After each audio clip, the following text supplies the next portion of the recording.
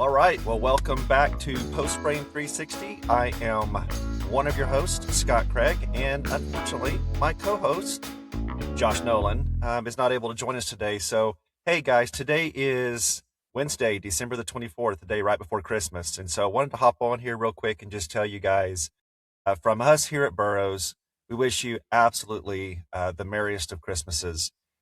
Happy New Year. That'll be here just before we know it. So I just want to say thank you. We thank you for being a valued customer here with us at Burrows.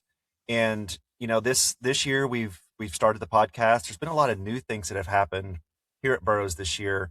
And man, you've heard it if you listen to the podcast. It's also been a rocky year. We spent some time off-site last week with our leadership team, kind of doing what we've talked to you about, right, as a business owner. And so our leadership team spent a day and a half off-site last week just to kind of go back through and say, man, how do we evaluate 2025? What went well? And so we went through, we made a list of, all the things that went well, the things that we thought, we're going to try this. We're going to see if this works. How can we be more focused on our customers? How do we adjust to a down economy? How do we adjust to tariffs? There was so much there. And when you take those moments to go back and reflect, it's really, really powerful, right? Because it's one of the old sayings, what you don't know, what you don't know. But then you can go back and reflect and say, okay, when we started this in January 2025, we didn't know this. We're going to try this based on as much information as we have, and we're going to go with it, right? And so it was a powerful moment. And then being able to think about, okay, now that we have reviewed and we know what we did well, we know what we didn't do so well, how are we going to correct, or what are we going to do different for the next year? And so, I'm not going to spend a lot of time on this podcast, guys and gals, but really just wanted to, I think, beyond wishing you a happy holidays, Merry Christmas, and Happy New Year, just being a little vulnerable, right? A little transparent with what we as Burrows are doing. It's one of those things where you can say something, but are you walking the walk? And that's what we're doing here, right? We are walking the walk. We're trying to manage our business to the very best of our abilities, and going back and saying, hey, what are the plot marks, right? Like, what was the theme of 2025, and how can we use that to leverage or improve or make some adjustments in 2026? So we're putting I'm drawing a blank on that. Putting our money where our mouth is.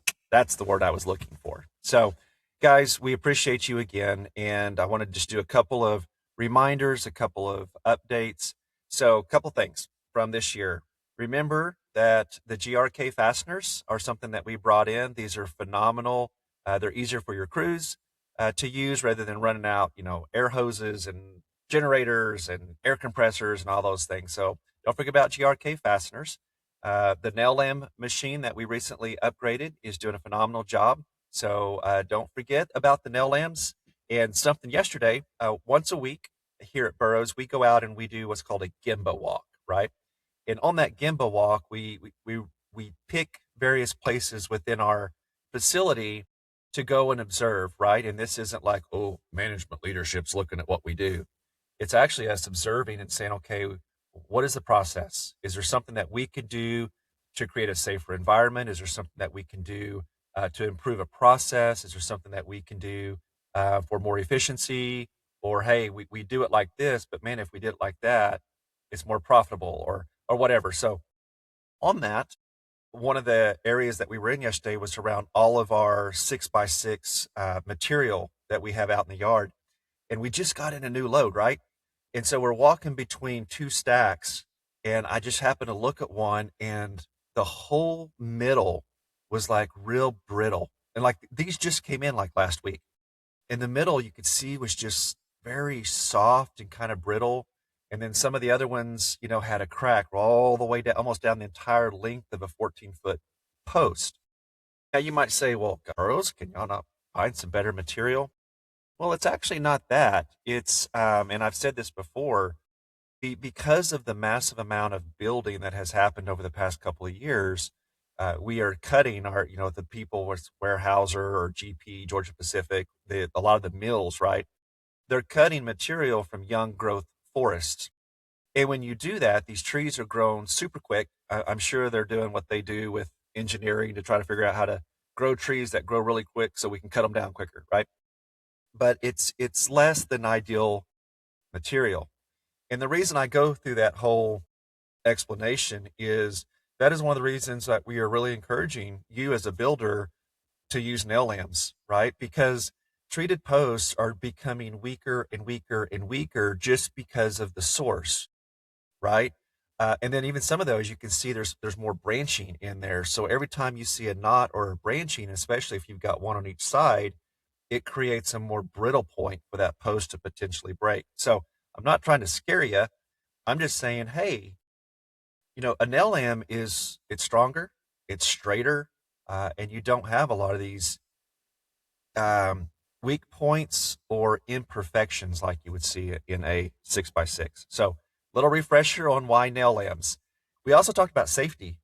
Man, I'm telling you, as I think about the labor force and the workforce, it's struggling, right? We all know why that is. I'm not going to speak to it. You know what I'm talking about.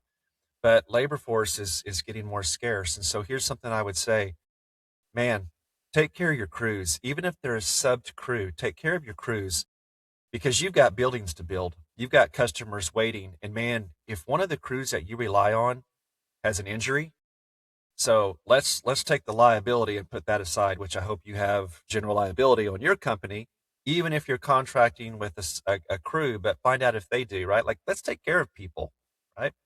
Um, but man, if you rely on a crew and you've got buildings out for 3, 4, or 5 months, and you need that crew to be able to show up, but one of those crewmen is hurt, and any of them, like God forbid, any of them get hurt. But what if your foreman gets hurt, or what if your lead man gets hurt? What does that do to you, and what does it do to your future projects and your profitability?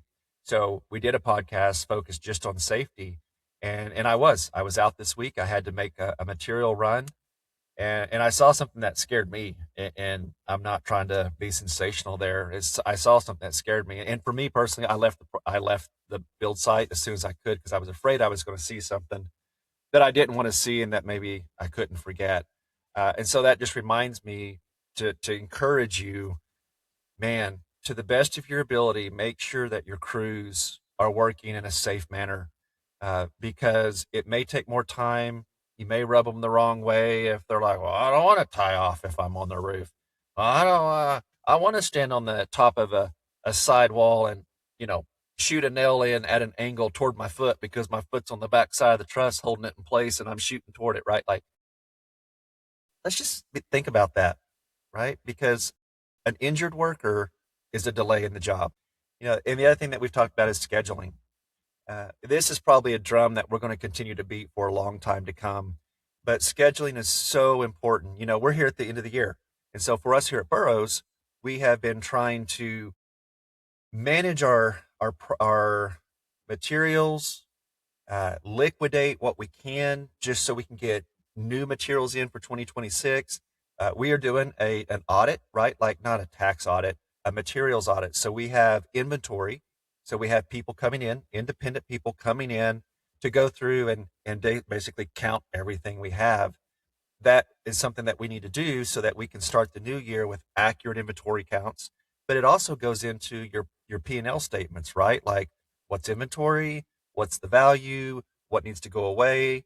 And maybe I'm tied two things in here. That's why it's really, really important. If you're not great with accounting, which I'm not, I'll be honest.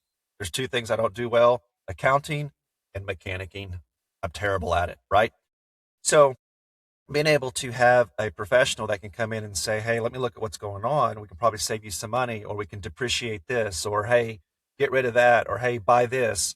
We're probably too late in the year to do that, but think about this for next year. Having someone that can look at your business and say, hey, how can we help you be the most profitable? Where can we take depreciations or deductions? It's really important, right? Helps your business be more profitable and successful and financially sound. So that's another thought that I would say to you is how you plan your business throughout the year is really, really important. Planning your jobs, right? And so we've been reaching out pretty heavily this month, and it started last month, to you as our contractors, our valued customers, and saying, hey, these are the days we're planning to be closed.